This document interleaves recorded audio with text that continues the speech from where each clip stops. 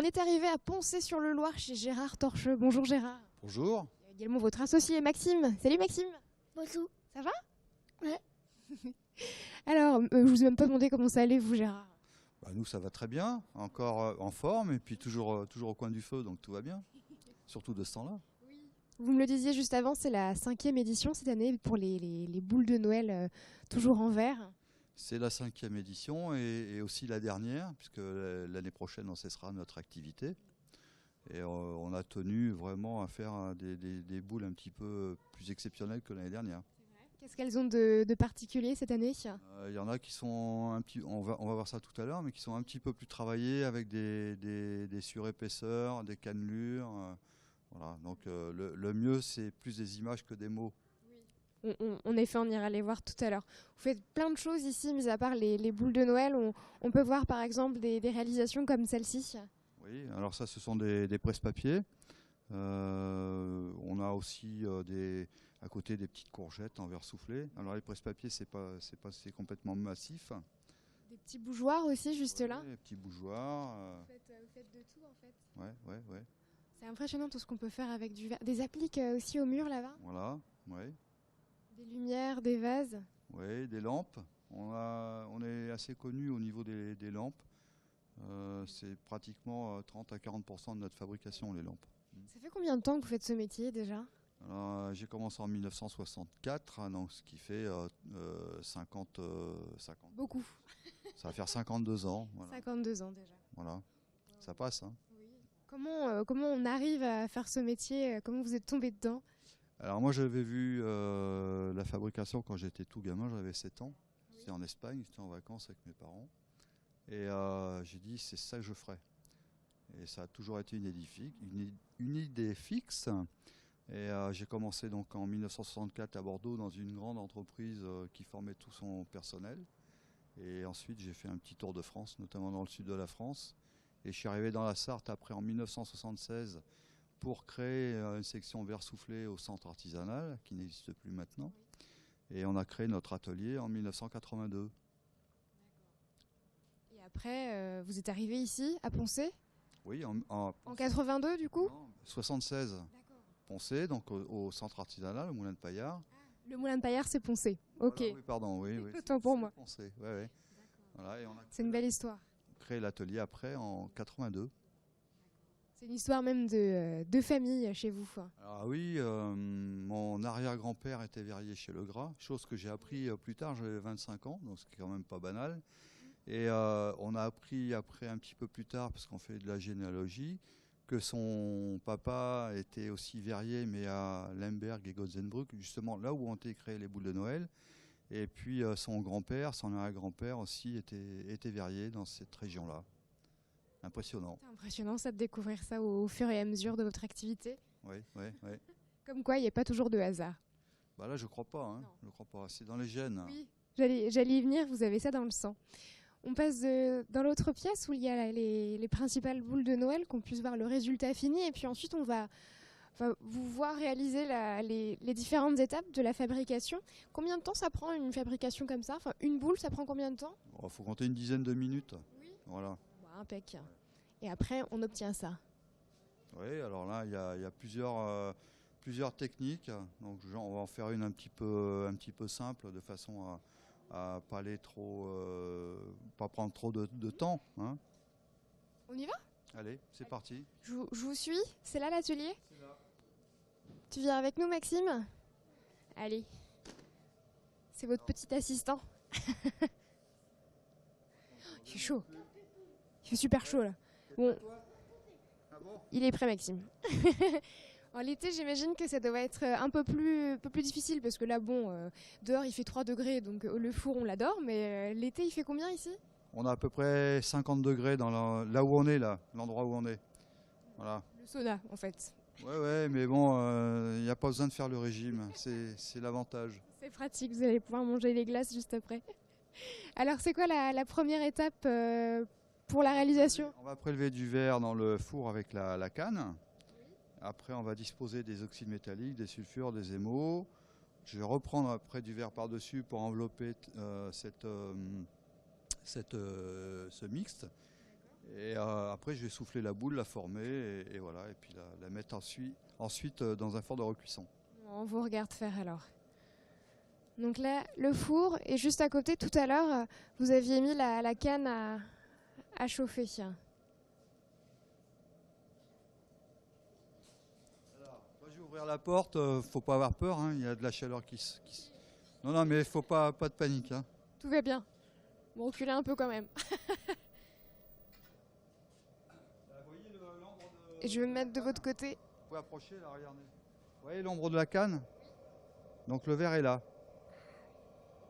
Vous voyez? On dirait de la lave. C'est pareil. Alors toujours tourner la canne, hein, sinon le verre il tombe. Vous voyez, si j'arrête de tourner la canne, le verre, hop, il tombe. Alors toujours la force centrifuge qui compte. Alors là, je mets un petit peu d'émail. Pour la texture? Ouais. Là, ça va rendre la pièce opaque. Alors bougez pas, je vais lever la canne hein, pour en mettre aussi au fond. Ensuite, il faut réchauffer l'émail de façon. On voit, vous avez mis dans le four dans encore. le petit réchauffeur là, vous voyez. Alors l'émail, là, il est fixé sur le verre. Donc, je vais l'arrondir un petit peu. Et là maintenant, je vais reprendre du verre par-dessus, remettre encore un peu de couleur, mais une autre. C'est le branle-bas de combat avec le micro. Ah oui, vous le remettez dedans. Ouais. Oh, qu'est-ce qu'il fait chaud. Oh, c'est super beau comme matière. C'est translucide en fait. Oui. Et c'est composé de quoi? Pour fabriquer le verre, c'est de la silice qu'on se procure dans la région de Fontainebleau, 70% à peu près. Oui. Après, carbonate de soude, c'est un fondant, c'est pour abaisser le point de fusion. C'est-à-dire, comme ça, on peut baisser à une basse température, c'est-à-dire 1400 degrés, basse. Basse. Et puis, un stabilisateur, carbonate de chaux. Après, il y a d'autres éléments secondaires qui rentrent pour la brillance, pour la dureté, etc. Voilà, donc tout ça, c'est mélangé et introduit dans le four. Et ça devient il y a une réaction en chaîne des molécules. Et ça devient une pâte homogène. Oui, ça fait vraiment une pâte, ouais. On remarque bien. Ouais. Alors là, je refonds encore les oxydes métalliques. Et vous avez des calibres précis à respecter pour les boules de Noël ou Non, non. non, vous faites ça Non, je fais ça vraiment à l'œil et puis c'est pièce unique. Hein. Qu'est-ce qu'on fait juste là? Alors là, je marbre. Voilà. Donc là, c'est bien le centré. Maintenant, je commence à souffler. Oui. Ah, elle est creuse en fait la canne, d'accord. Ouais, la canne est creuse. C'est un tube. Vous voyez, donc là, j'ai soufflé à l'extrémité. J'ai bouché avec mon pouce de façon à dilater l'air pour percer le verre, parce qu'au départ, il faut souffler extrêmement puissamment. Donc ça, c'est des petites techniques qui font... Vous voyez la bulle qui commence à sortir? Vous ne la voyez peut-être pas, vous? Non? Non, Attendez, je la vois pas encore. Je vais remettre dans le four, là. C'est impressionnant, en tout cas, toutes les étapes. Pourquoi vous le remettez dans le four, en fait? Le verre refroidit extrêmement rapidement et il faut le rendre malléable. Ça permet de le travailler. Oui, oui.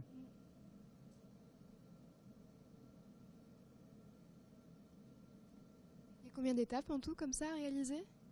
Ouais, à peu près une dizaine, 10 à 12. Ouais, ouais. Alors.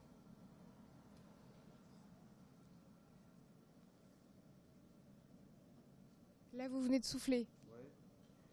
Toujours injecter de l'air dans la canne. C'est solide, une boule comme ça, après? Ouais, bah faut pas la faire tomber sur le carrelage. On va éviter. mais par rapport à un verre classique, on est sur la même solidité. Ah oui, oui, bah c'est un verre. C'est un verre. C'est un verre d'excellente qualité, hein, celui qu'on a là. Hein.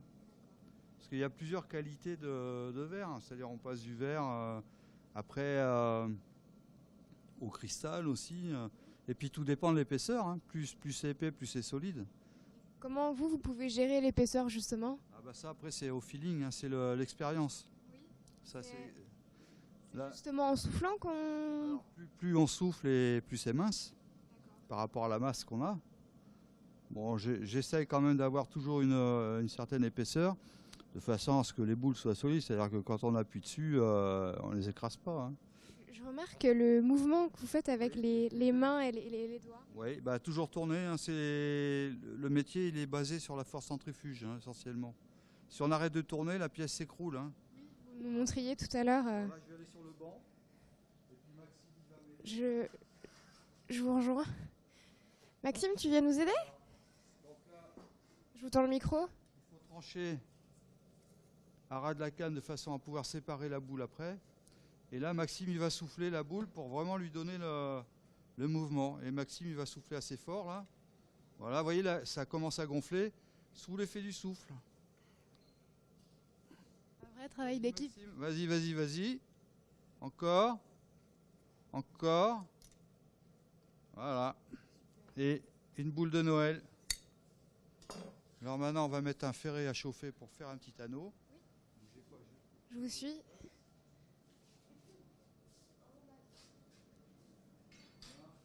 Donc là, ici, je viens de mettre ce qu'on appelle un ferret à préchauffer.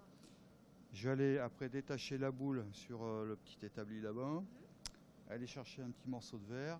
J'aurais peur de la casser en détachant, non? Comment vous allez faire pour... Ce que j'ai fait, j'ai tranché. Vous voyez ici, là, il faut trancher parfaitement de façon à créer une faiblesse. Et en plus, je vais refroidir un peu avec un peu d'eau. Ça va créer un choc thermique. Vous voyez, je vais retourner au banc, là. On vous suit. Alors, avec une petite lame de scie, là, je mets de l'eau dessus. Et vous voyez, ça crée un... On entend le crépitement. Voilà. Et là, maintenant, je vais la détacher.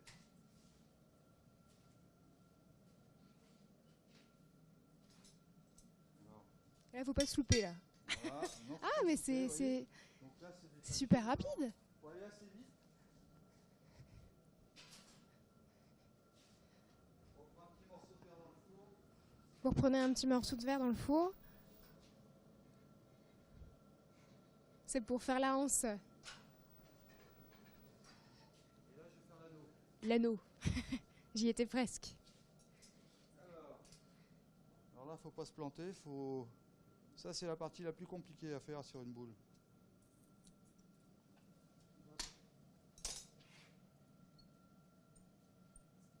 Voilà. Et ça va vite à refroidir, hein. Voilà. Déjà, vous voyez, il est déjà dur le verre là. Voilà. Impressionnant.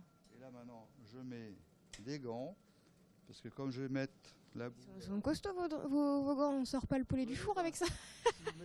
Si vous mettez la main dans le four, vous allez Ah oui, comprendre. il y a encore un four ici. Ah, vous le refaites cuire? Ah oui. D'accord.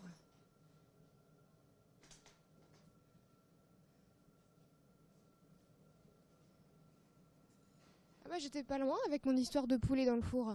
Le poulet, il est cuit un peu plus bas, hein, parce que là, Oui, vaut mieux. on recuit à 520 degrés. D'accord, oui, en effet. On laisse... 520 degrés, c'est le palier juste en dessous de la déformation. C'est-à-dire à 540, ça commencera à déformer. Donc pourquoi un recuit? C'est parce qu'il y a un coefficient de retrait dans le verre. Et il faut que les ions se placent les uns par rapport aux autres. Il faut leur laisser le temps. Ça permet de les stabiliser. Exactement. Si vous si vous chauffez un verre chez vous, il va casser. Et ben, par contre, si vous êtes capable d'avoir un four qui monte assez haut et que vous respectez des programmes de montée en température, votre verre, vous pouvez le déformer sans qu'il casse. En descente de température, c'est pareil. Voilà. C'est subtil. Ben, c'est nécessaire. Ok, combien de temps on le laisse dans le four là? Alors là, ça va rester 24 heures, ce genre de pièce. 24 heures, bon, waouh. Ah, donc, on a du temps là. Ouais, du temps, on a vu les versions finies déjà là-bas. On a d'autres pièces, par exemple, qui sont plus épaisses et il faut les recuire 5 jours, 6 jours. Toutes les pièces comme ça, elles repassent dans ce Toutes four? les pièces sont recuites. Et on calcule le temps de recuisson par rapport à l'épaisseur. Par exemple, vous avez des pièces qui sont énormes, notamment des télescopes qui sont faits pour la NASA. C'est recuit plus d'1 an. 1 an dans le four. Ouais, c'est impressionnant. Toutes les tensions. Bon, Bon, on arrive à la fin des étapes de fabrication. On peut vous retrouver où si jamais on veut décorer son sapin de Noël avec toutes les boules? Je reste sur place maintenant, je suis un petit peu casanier, hein, je sors plus du tout. Avant, on travaillait beaucoup à l'extérieur, à l'export. Maintenant, je reste vraiment... Marché de Noël peut-être? Non, non, même pas. Ça se passe tout ici. Tout ici. Ouais. On est au chaud en plus. Sur les marchés de Noël. Confirme. Il fait froid sur les marchés. Non, non, on est des gens frileux, nous. Vous avez bien raison, il fait bon ici. Merci en tout cas de nous avoir reçus. Eh ben, merci. Et puis, je vous souhaite une bonne journée. Et à bientôt. Et nous, on file du côté du Mans, au parc des expositions. On va aller voir une exposition, justement, une exposition canine. C'est parti.